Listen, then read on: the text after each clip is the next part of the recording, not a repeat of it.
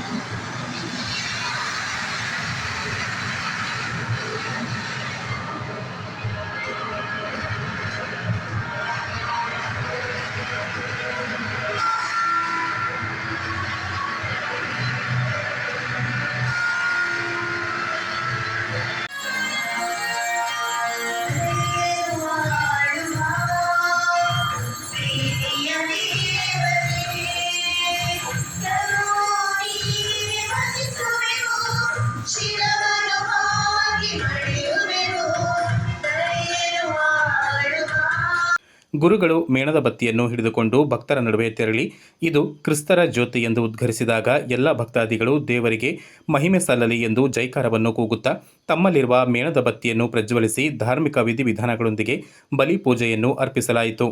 ತದನಂತರ ಪುನರುತ್ಥಾನದ ಯೇಸುವಿನ ಪ್ರತಿಮೆಯನ್ನು ಧರ್ಮಗುರುಗಳು ಅನಾವರಣಗೊಳಿಸಿದರು.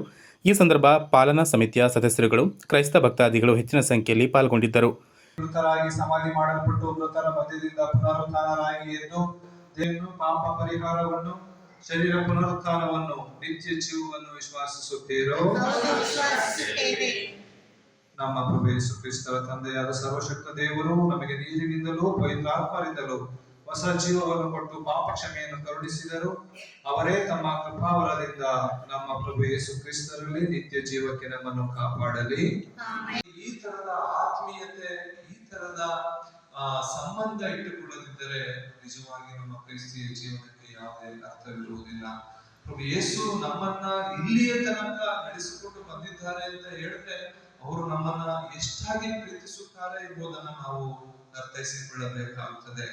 ನಮಗೆ ಪ್ರತಿದಿನವೂ ಬದುಕಲು ಗಾಳಿ, ಬೆಳಕು, ಒಂದಷ್ಟು ಆಹಾರ, ಹೊಟ್ಟೆ ತುಂಬಿಸಿಕೊಳ್ಳಲು ಒಂದಷ್ಟು ಮನೆ, ಒಂದಷ್ಟು ಸಹೋದರರು, ಕುಟುಂಬ ಜೀವನ, ಸಾಮಾಜಿಕ ಜೀವನವನ್ನ ಪ್ರಭು ಯೇಸು ನಮಗೆ ಕೊಟ್ಟಿದ್ದಾರೆ ಅಂತ ಹೇಳಿದ್ರೆ ಅವರು ನಮ್ಮನ್ನ ಅನಾಥರನ್ನಾಗಿ ಮಾಡಿಲ್ಲ, ಮಾಡುವುದಿಲ್ಲ ಎಂಬುದೇ ಇದರ ಅರ್ಥವಾಗಿರುವಾಗ ಪ್ರಭು ಯೇಸು ತಮ್ಮ ಶಿಷ್ಯರಿಗೆ ಹೇಳಿದಂತೆ ನಾನು ನಿಮ್ಮನ್ನ ಅನಾಥರನ್ನಾಗಿ ಮಾಡುವುದಿಲ್ಲ ಎಂಬ ಮಾತುಗಳು ನಮ್ಮ ಹೃದಯಗಳಲ್ಲೂ ಸಹ ಇರಬೇಕು. ನಾವ್ಯಾರು ಸಹ ಅನಾಥರಾಗಿಲ್ಲ.